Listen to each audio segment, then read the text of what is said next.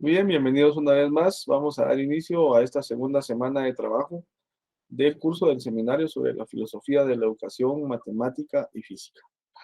Ahí, pues, siempre con el recordatorio de la asignación de cursos, si fueran ustedes tan amables de revisar si tienen asignados todos sus cursos para no tener ningún inconveniente durante el proceso, ¿verdad?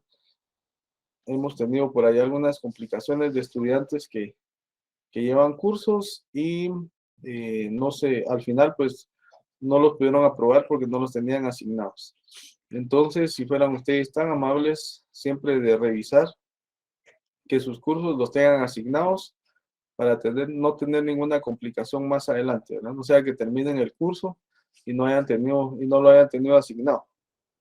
Entonces, por favor, revisen siempre esta información.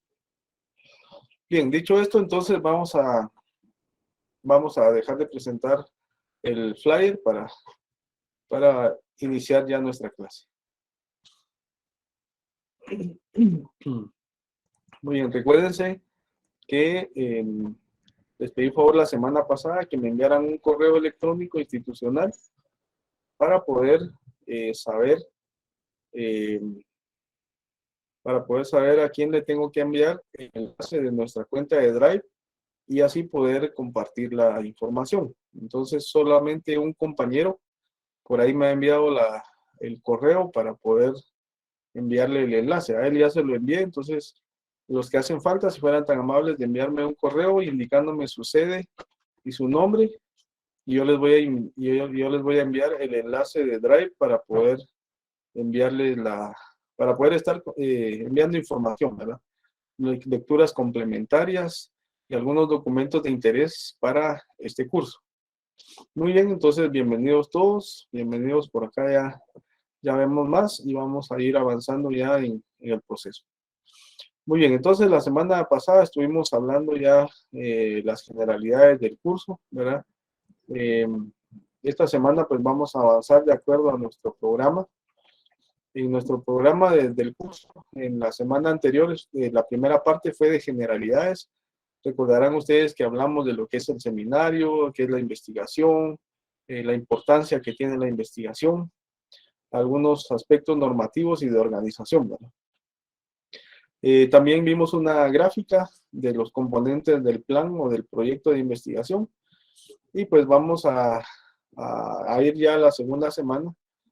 Solo quiero empezar esta segunda semana con un tema que nos quedó pendiente, que eran los métodos y las metodologías que se van a utilizar, aunque más adelante vuelven a aparecer, ¿verdad? Pero ya como aplicadas. Entonces ahí podemos profundizar un poco más en ellas. Bien, entonces para esta semana, de acuerdo a la pantalla que ustedes están viendo por ahí, tenemos la enunciación correcta de un problema, cuáles son las fallas comunes en la identificación de un problema, la identificación de las causas, la identificación de los efectos, la selección y la justificación de causas relevantes, el árbol de problemas, la formulación de hipótesis de efecto-causa y la construcción del árbol de objetivos. O sea, hay bastante información para este día. Aunque por el momento, digamos, no se profundiza como uno quisiera, porque más adelante también vienen algunos puntos para profundizar en ellos, ¿verdad? Como la matriz del marco lógico, en las cuales necesitamos profundizar, ya que la universidad pues utiliza este tipo de forma de la investigación para poder realizar su trabajo final. Entonces quiero dar inicio con este tema final de la semana anterior.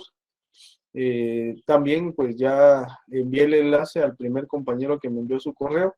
Entonces les pido nuevamente que me envíen su correo para poder enviarles la información. Bueno, entonces ya dicho eso, pues vamos a empezar con este tema de los métodos y luego pues vamos a hacer un como breve repaso, digamos, de lo que hemos estado aprendiendo hasta el momento. Bueno, entonces, digamos, para sin entrar, digamos, a ninguna consideración formal para, para poder iniciar esta parte y a tener en cuenta para la construcción, digamos, de una investigación científica, eh, vamos a ver dos métodos eh, que regularmente el investigador utiliza al hacer algunas referencias, ¿verdad? Entonces, empezamos con el primero, que es el método hipotético deductivo. Ahí aparece ya directamente en su pizarra el método hipotético deductivo. Voy a hacer una pequeña anotación y después vamos a ir desglosando un poquito más. No me voy a tardar mucho para poder avanzar en el contenido de la semana. Bien, entonces vamos a colocar un poquito de información. En este caso, vamos a contarles a ustedes que el método hipotético deductivo, pues ese lo empleamos nosotros en nuestra vida diaria, ¿verdad? Como para resolver o para poder averiguar algo, ¿verdad? Entonces, ese método regularmente, ¿verdad? Lo utilizamos como una parte lógica, ¿verdad? Que nuestra mente pues ya empieza a resolver algún tipo de problema. Entonces, como les digo, este es la primera parte que vamos a ir aprendiendo porque, digamos, en nuestro diario caminar, el método, en este caso, el método hipotético deductivo lo empleamos corrientemente tanto en la vida ordinaria como en la investigación científica. Ahora entonces, este método se considera como un camino lógico, ¿verdad? Para poder buscar la solución de problemas que nos planteamos.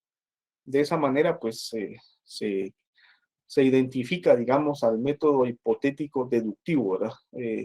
Formulamos hipótesis y hacemos deducciones, ¿verdad? Por eso el método se llama así, ¿verdad? Hipotético deductivo. Entonces, este método consiste en emitir hipótesis, como lo acabo yo de indicar, va como nuestra mente empieza a buscar posibles soluciones de la problemática. Por eso se llama hipotético deductivo, ¿verdad? Hace hipótesis y hace deducciones. Entonces, como les digo, pues consiste en emitir hipótesis acerca de las posibles soluciones a un problema que se esté planteando. Y también consiste en comprobar, digamos, los datos que están disponibles y si estos están de acuerdo con lo que se está planteando, ¿verdad? Entonces, cuando el problema está muy cerca, digamos, a ser observado, digamos, el caso más simple, las hipótesis podemos clasificarlas como empíricas, por ejemplo. Cuando nos referimos al nivel empírico, aquí me quiero detener un poquito, porque cuando regularmente en nuestra vida diaria nos referimos a algo que es empírico, regularmente pensamos que es algo no estudiado o no estructurado, ¿verdad? Entonces, en la historia, digamos, de la investigación, hay una sección dedicada, digamos, a la investigación empírica. Y en algún texto por ahí hay una frase, ¿verdad? Y yo creo que es un eslogan que muchas veces utilizamos nosotros. Por ejemplo, este eslogan que les voy a colocar aquí es una frasecita que comúnmente decimos muchas veces, ¿verdad? Y lo voy a utilizar para referirme, digamos, a la cuestión de la investigación empírica, ya que, como les digo, nosotros utilizamos esta expresión, lo déjenme colocar por aquí, investigación empírica, ya que la acabamos de mencionar, y algunas veces cuando estamos leyendo y nos aparece, digamos, esta sección que dice investigación empírica, luego nuestra mente viaja a algo que no es estudiado, ¿verdad? Ahí viaja nuestra mente, ¿verdad? Pero si buscamos, digamos, la definición de empírico o empírica en nuestro diccionario, nos va a aparecer algo similar a esto, perteneciente o relativo a la experiencia, ¿verdad? Cuando nosotros definimos entonces la palabra empírico o empírica, entonces esto es que pertenece o tiene relación a la experiencia. Entonces, esa es la parte, ¿verdad?, que quiero que veamos. Entonces, en algunas ocasiones nosotros utilizamos esta expresión, ¿verdad? No lo creo si no lo veo, ¿verdad? O en este caso, pues, no lo creeré a menos que lo vea, ¿verdad? Como el apóstol Pedro, ¿verdad? Ustedes, hasta que no meta yo mi dedo en sus heridas, no, no voy a creer, ¿verdad? Algo así es esta frase, ¿verdad?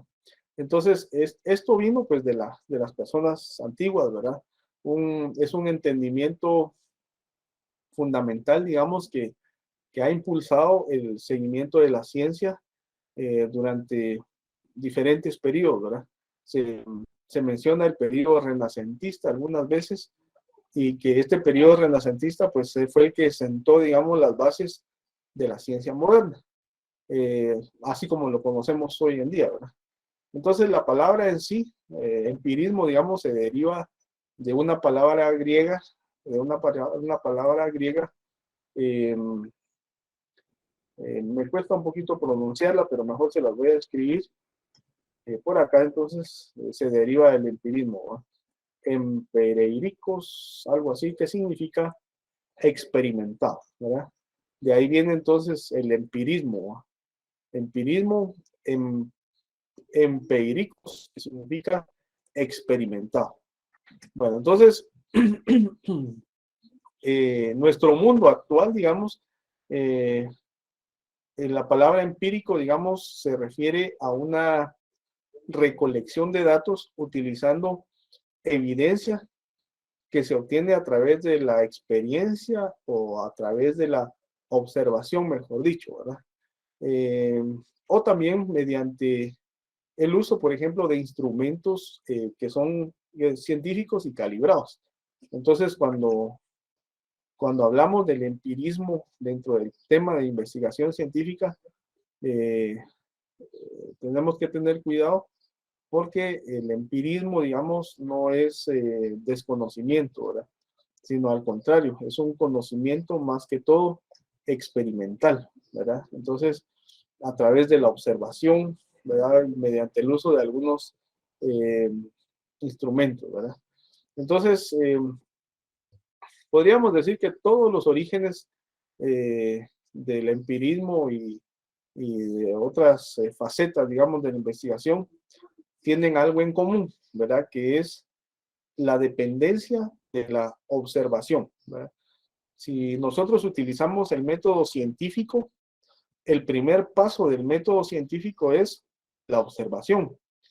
Si utilizamos el empirismo, el empirismo utiliza la experimentación, la observación como mecanismo para llegar a la experimentación, ¿verdad? Entonces, eh, todos estos orígenes pues tienen esta cosa en común, ¿verdad? La observación.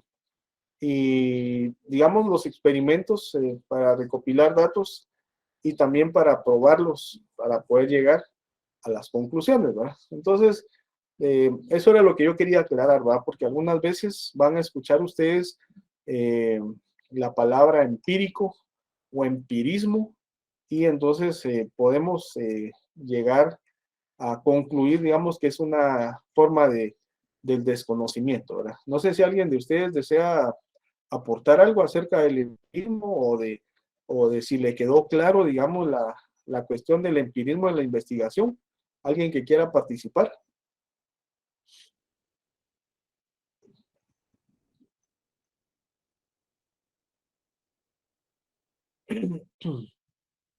Muy bien, no hay problema si no quieren participar. Tal vez más adelantito vamos a participar un poquito más. Bueno, entonces esto que quede claro, ¿verdad? Porque como les digo, algunas veces vamos a leer alguna bibliografía y nos va a hacer referencia a, a el empirismo, ¿verdad?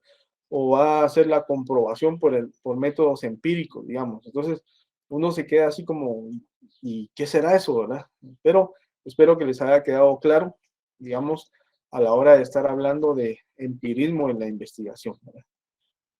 Bueno, entonces nuestra clase de la semana anterior, pues ahí estuvimos hablando lo que era seminario, de lo que era la investigación, qué significaba investigar.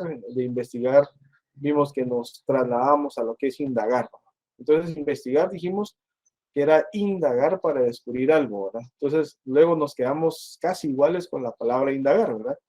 Entonces la investigamos e indagar significa intentar averiguar algo discurriendo o con preguntas, ¿no? Entonces ahí aparecía nuevamente una palabra no muy conocida, ¿verdad? La palabra discurrir, ¿verdad?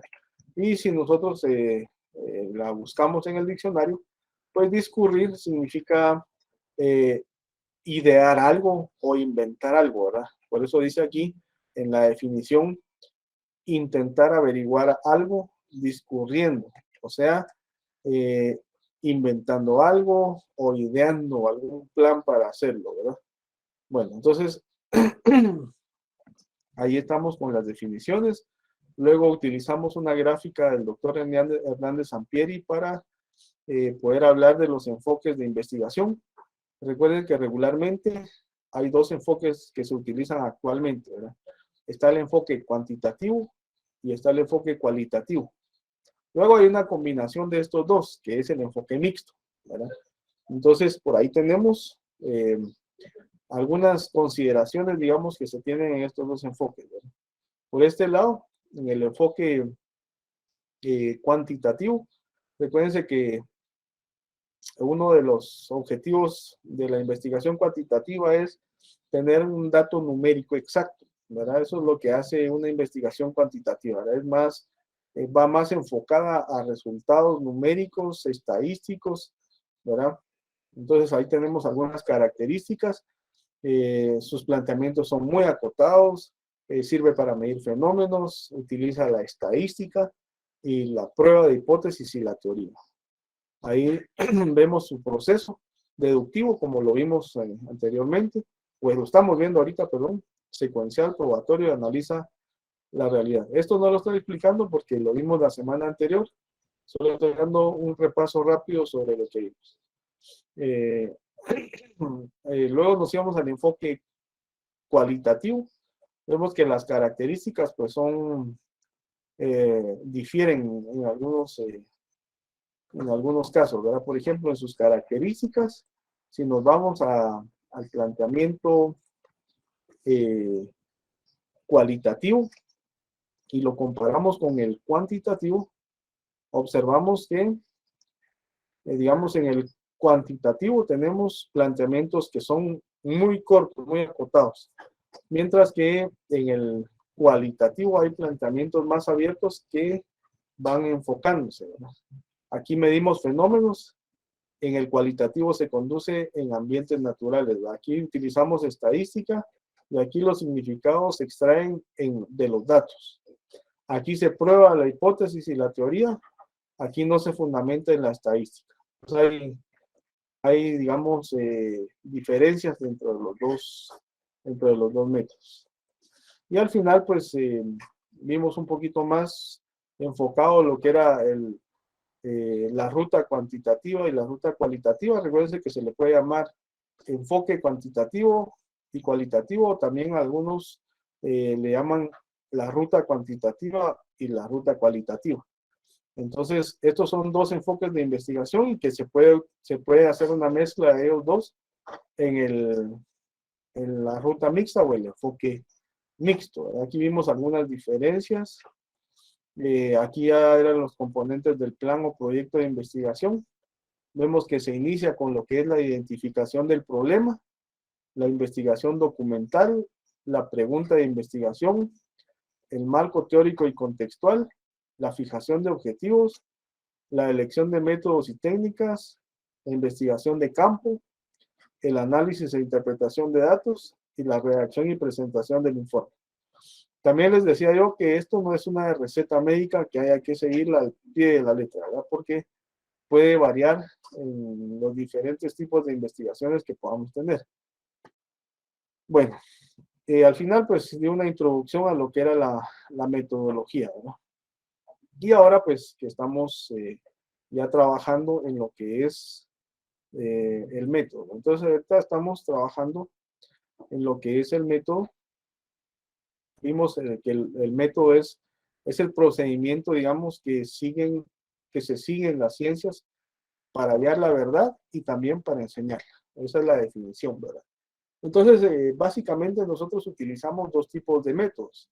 El método hipotético deductivo, que es el que utilizamos nosotros a diario, es donde nosotros hacemos una hipótesis y hacemos deducciones también, ¿va? Entonces, este es el método, digamos, hipotético deductivo. Existen algunos criterios, digamos, para poder juzgar, digamos, la validez de las hipótesis generales, ¿verdad? No se preocupen, aún no hemos definido también el título de la hipótesis, ¿verdad? Pero ya nuestra mente tiene que ir acostumbrándose a estas palabras, ¿verdad?